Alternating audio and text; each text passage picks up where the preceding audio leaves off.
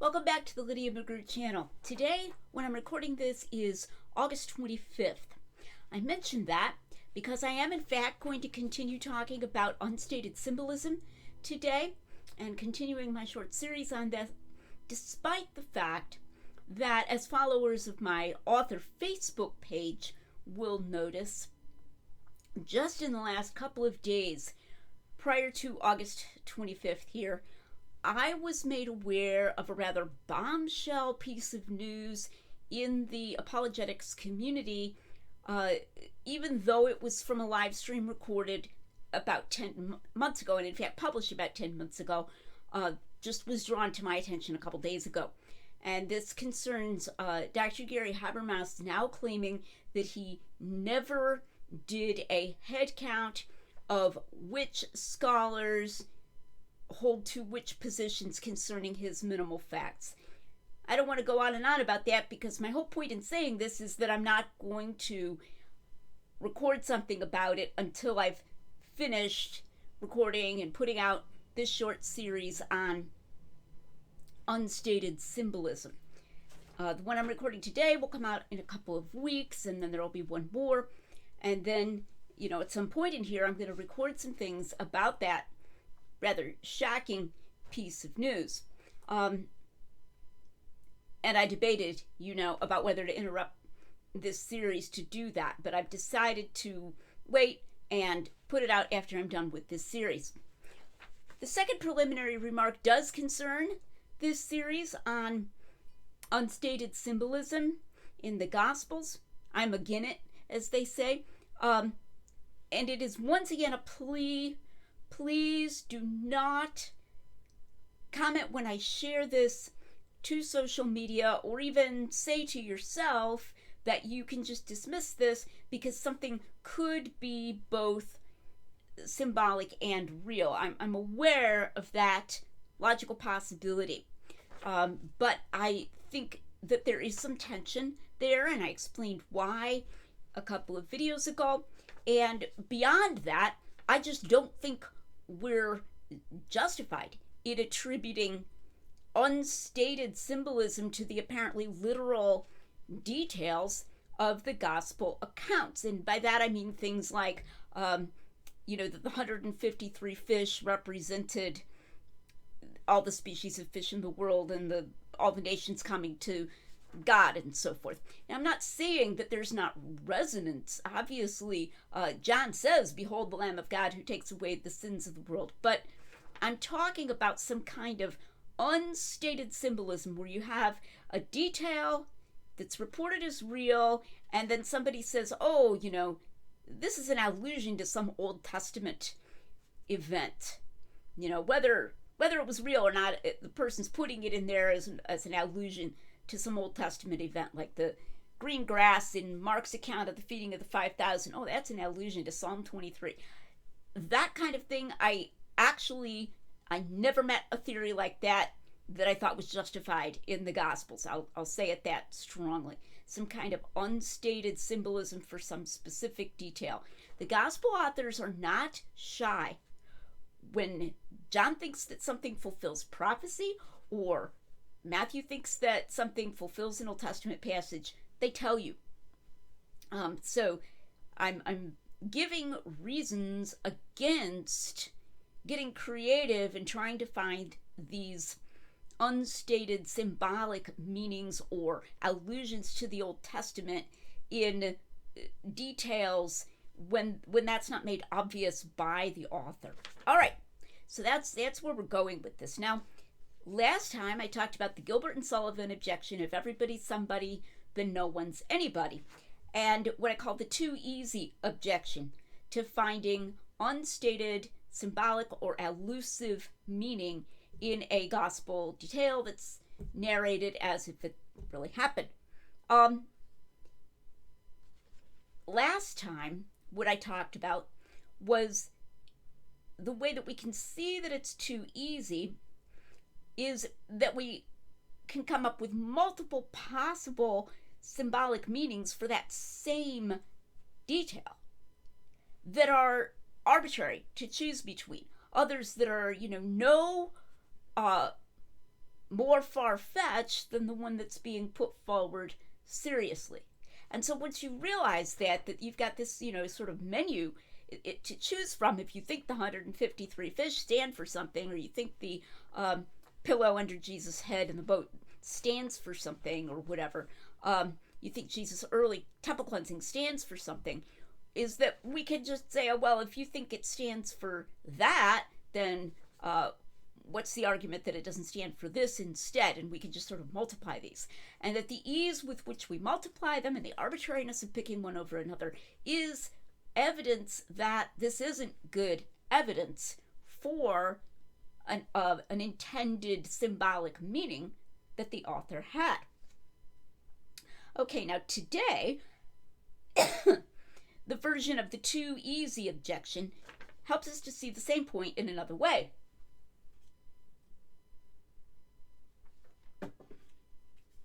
If you're willing to be that creative, to come up with an alleged symbolic meaning for a given detail in the Gospels, then this shows that finding a symbolic meaning is too easy, in the sense that if the details had been different, you could have come up with something at least that good, meaning that bad, that weak, that far-fetched, that overly creative as well. Okay, now this is related to an analogy that I gave of a lottery. Someone wins the lottery, okay? So Jennifer wins the lottery, and Bob was in charge of choosing the lottery winner. And we find out that Jennifer is Bob's third cousin twice removed. And we use that as an argument that maybe Bob cheated, okay, because, his third cousin twice removed won. Now, if she was his wife, that'd be a different matter. And indeed, the wives of people who work for the lottery company, I believe, are not allowed to participate for that very reason. But third cousin twice removed is a very far-fetched connection. So last time, I gave an example of the too easy problem by saying, well, why not? Because, she's blonde, and his wife is blonde, and maybe that means he prefers blondes. Why not some other property of Jennifer? So the too easy objection I'm talking about today allows us to say, okay, if third cousin twice removed is enough for us to suspect cheating, if it were enough, and it clearly isn't, but if it were enough to suspect cheating, then we could just turn to other people who might have won. Okay, so if Jody won, it turns out that she likes square dancing, and Bob likes square dancing. So, there we go. They share a hobby. Okay, so the idea is that you could just go to participant after participant, which means that Jennifer, who actually won, doesn't actually stand out.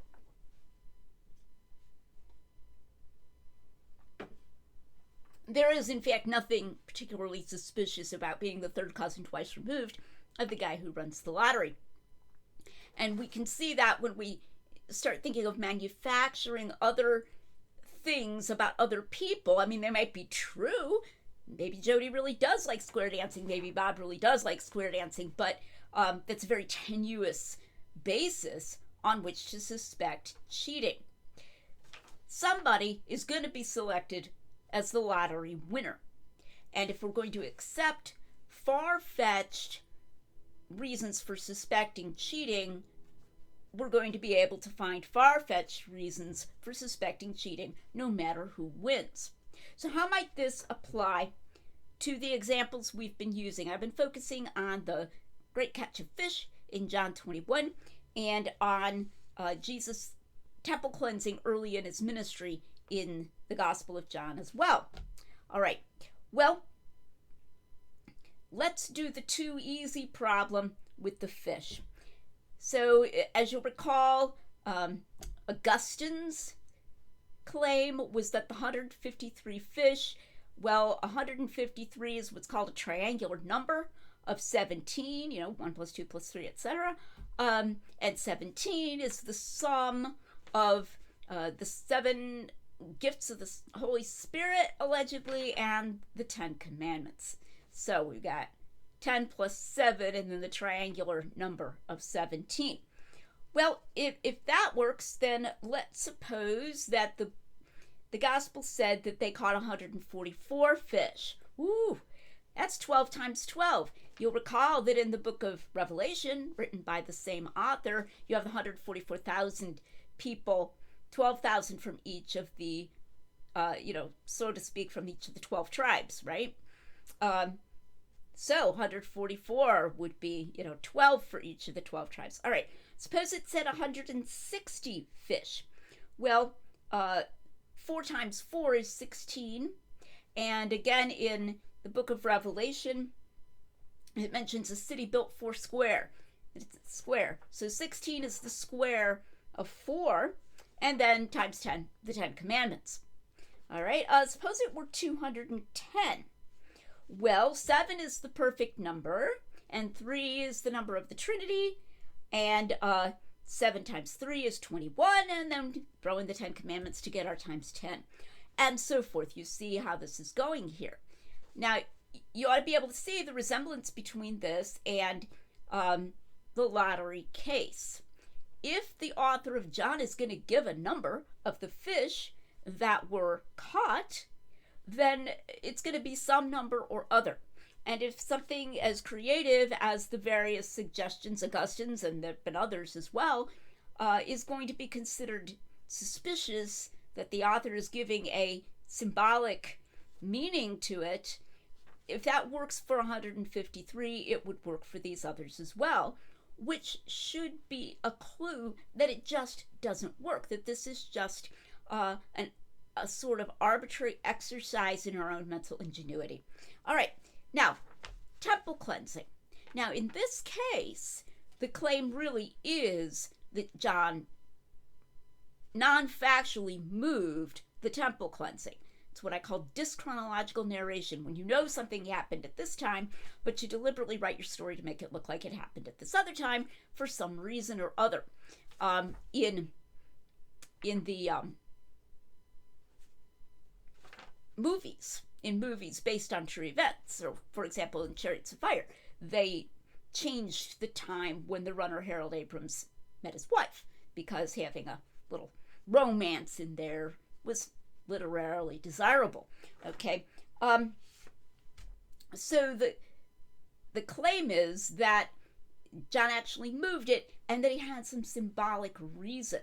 And I think those two things sort of, they mutually feed off each other, all right? If you think that he had a symbolic reason, and you can think up some symbolism for his quote-unquote putting it at the beginning, then that, I think, is going to give you a feeling that maybe that means he moved it to there. And if you definitely think he moved it to there, then you're going to be like, well, why did he do that? He must have had some reason. It's a very deliberate action. It's not something you're going to do by accident, to say, I know what happened in Passion Week, but I'm going to move it to the very beginning of his ministry instead.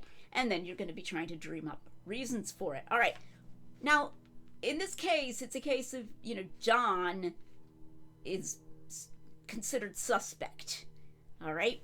And it's amazing how people who at one moment will make a big deal about, the synoptic dependence among Matthew, Mark, and Luke, and will say, their narration of events is not entirely independent of one another, but at another moment, they'll say, hey, Matthew, Mark, and Luke say that this happened at the end of Jesus' ministry, and John says that it happened at the beginning. See, it's 3 against 1. It's like, well, if you don't even think these 3 are literally dependent, then why do you get to call it 3 against 1? So there's that whole issue. But that is a very common, critical, scholarly way to approach it, that suddenly when you're using the synoptics against John, you act like they're, these witnesses against John.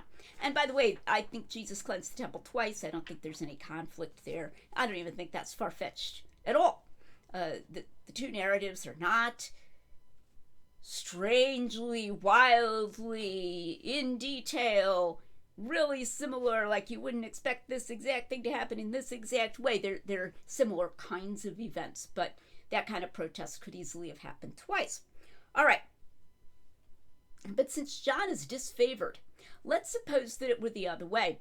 Let's suppose that the synoptics all narrated Jesus cleansing the temple early in his ministry, and then John didn't narrate the early temple cleansing, but narrated Jesus cleansing the temple late in his ministry during Passion Week. Okay, now this is similar to what if it were reported as 144 fish. We could come up with a symbolism for that, right? So we're disfavoring John. I'm not, but the critics are. That critical attitude, 3 against 1. Oh, gee, looks like John moved the temple cleansing to the end of Jesus' ministry, and it wasn't even hard. I just came up. Again, I was going to sleep at night, and I came up with this, and I was like, ooh, that's a good one.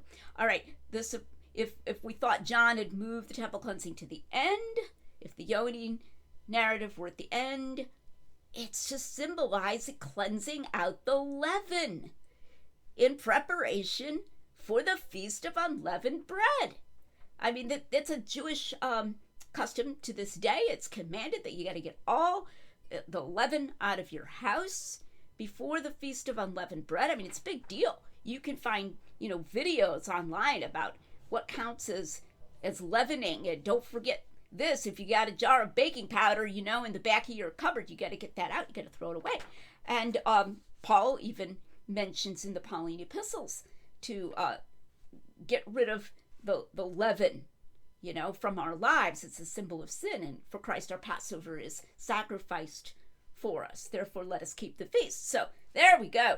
If John was narrating at the end, we'd immediately come up with something, and that's at least as good as, I would almost say better than, the suggestion that Craig Keener has given for his allegedly having moved it to the beginning. Dr. Keener's suggestion is that he moved it dyschronologically to the beginning to symbolize the idea that the entirety of Jesus' ministry was one long Passion Week. Very far-fetched, not something that we have any reason to believe that John's audience would have any way of knowing or picking up on, as opposed to thinking that he cleansed it twice, right? Or as opposed to just even if they knew, oh, John moved this and it had a symbolic meaning, guess what it is? Would they guess it's to make his whole ministry one long Passion Week? No, that's just Keener's scholarly imagination coming up with something. It has no claim epistemologically any better than my satirically invented idea if the text were the opposite way. If it were at the end, he put it at the end to symbolize the cleansing out of the old leaven. All right. Now, I want to remind you of something here. I've mentioned this before.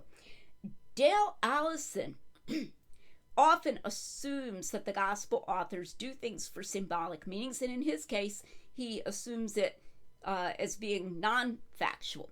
So, for example, he said that the green grass, he's got a published thing where he says that the green grass in Mark is an allusion to Psalm 23 as opposed to being an actual, just Mark said the grass was green because Peter told him the grass was green because Peter happened to remember that the grass was green and it was the time of year when the grass was green. All right. No, it's a scriptural allusion.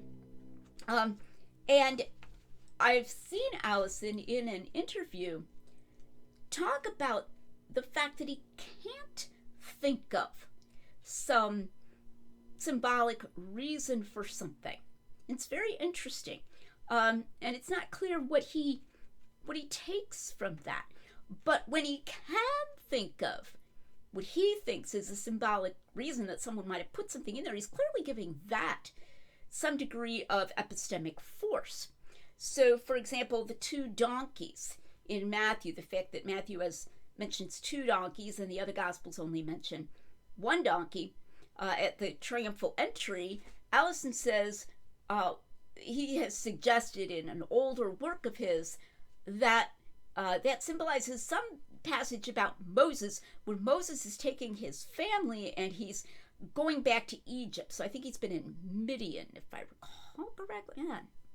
Is it Midian? Anyway, he's been tending sheep right after he had to flee from Egypt because he got into some trouble and he marries there, and he has children, and that he puts his family on 2 donkeys when it's time for him to go back to Egypt to try to set the people of Israel free from Pharaoh. 2 donkeys, there we go, that it's some kind of allusion to Moses. Really far-fetched. And the same way with the green grass being an allusion to the green pastures. Now, what's interesting is Allison has said, well, I can't think of anything to symbolize as a symbolic meaning for the pillow, the cushion in the boat in Mark, where Jesus is in the boat and it says he's sleeping on a cushion. Well, if we're going to put any kind of weight on, yes, I can think of something, no, I can't think of something, I can think of something for the cushion in the boat. And as you may know, I did an older video where I satirically dreamed up a whole bunch of possible Old Testament meanings for the cushion in the boat, if we're going to call it symbolism. And one of these was, this was my favorite, was that it symbolized the stone under Jacob's head when he slept and he dreamed and so forth of the angels ascending and descending. I mean, it's phony. It's made up. It's got the fact that I dreamed that up doesn't mean a thing. Now, interestingly, in one of his interviews, Dale Allison was talking about what he said, and he's not the only one, was Matthew's tendency to double things. Yeah, Matthew's got this thing going with 2s. It's supposed to be like Mark only mentions 1 blind man and Matthew mentions 2 in that story. Mark only mentions 1 demoniac and Matthew mentions 2. And, instead of just saying, well, maybe one of them was the spokesman, or, only 1 was mentioned, but that doesn't mean there weren't 2. And Allison's just contemptuous of that, deeply contemptuous. Very explicitly so, that's just, I don't want to hear any kind of that artificial harmonization. It's like, not artificial at all. If I see Joe and Betty at the party, maybe I'll just say I saw Betty at the party. That doesn't mean I'm denying that Joe was there too, right, standing right next to her.